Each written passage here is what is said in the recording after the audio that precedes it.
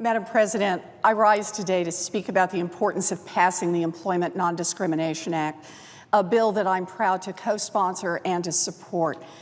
It has taken us far too long to arrive at this day. For nearly 40 years, members of Congress have worked to pass legislation that would protect LGBT Americans from discrimination in the workplace. Much has changed since Bella Abzug introduced the Equality Act of 1974. Equal marriage is now the law in 14 states. 21 states in the District of Columbia have enacted laws to protect against employment discrimination based on sexual orientation. And 16 states in the District of Columbia also protect against gender identity discrimination. The Supreme Court has rejected DOMA, a law that legalized discrimination against same-sex spouses, by calling that law exactly what it was: unconstitutional. And yet, in the face of all this progress, nearly a half-century since Congress first enacted Title VII of the Civil Rights Act, prohibiting employment discrimination based on race, color, religion, sex, and national origin, we still have not extended these basic federal protections to LGBT Americans. Let's not mince words here. The failure to treat all our citizens with the same dignity is shameful. In America, equal means equal.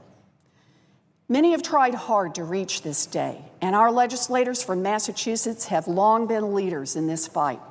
Senator Ted Kennedy and Congressman Barney Frank both spent decades working on this issue. Senator Paul Tsongas from Massachusetts introduced the first Senate bill to prohibit employment discrimination against LGBT Americans all the way back in 1979. It is all the more shameful that it has taken us this long to arrive at this day, because Americans believe in equality. According to one survey, some 80% of Americans believe that it is already illegal to discriminate against workers based on their sexual orientation or gender identity. Unfortunately, however, this is one of the rare instances where the American people are giving Congress way too much credit, because the truth is we haven't acted yet. And the consequences of congressional inaction remain all too real for millions of LGBT Americans. Despite the successful efforts in many states to pass non-discrimination measures, Americans living in over half the country can still be discriminated against in the workplace based on sexual orientation or gender identity. And it happens. Between 15 and 43% of LGBT Americans have reported experiencing discrimination or harassment in the workplace. The Employment Non-Discrimination Act pending in the Senate will protect LGBT individuals in the workplace, update the law to reflect what the vast majority of Americans already believe is the law, and help fulfill our constitutional responsibility to protect equality in this nation. ENDA doesn't provide any special rights to any particular group of Americans. It does not compel any religious organization to change its views. It just creates a level playing field for LGBT workers. It makes sure that all workers are judged by the work they do, not by who they are or who they love. Shortly before his death in March 2009, Senator Kennedy joined with Senators Merkley, Collins, and Snowe in what would be his final attempt to push bipartisan legislation over the finish line.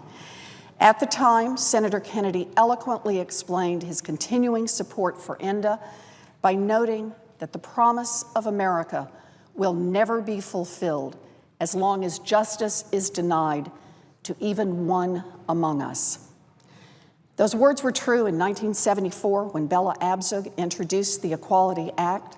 Those words were true when the Senate came within one vote of passing ENDA in 1996. Those words were true when Senator Kennedy offered them in 2009. And those words are true today. The promise of America will never be fulfilled so long as justice is denied to even one among us. We deal with a lot of different kinds of legislation in the Senate. This week we have a chance to vote on a law that is a measure of who we are as a people and what kind of world we want to build. I believe in a world where equal means equal, and that's why I will be voting to outlaw employment discrimination against my neighbors and my friends. Senator Kennedy, Senator Tsongas, and Congresswoman Abzug are no longer with us, but like so many others, they fought hard to get us here, to get us one step closer to equality for all of us. It has taken us far too long to arrive at this day, but we are here now, and we are not going back.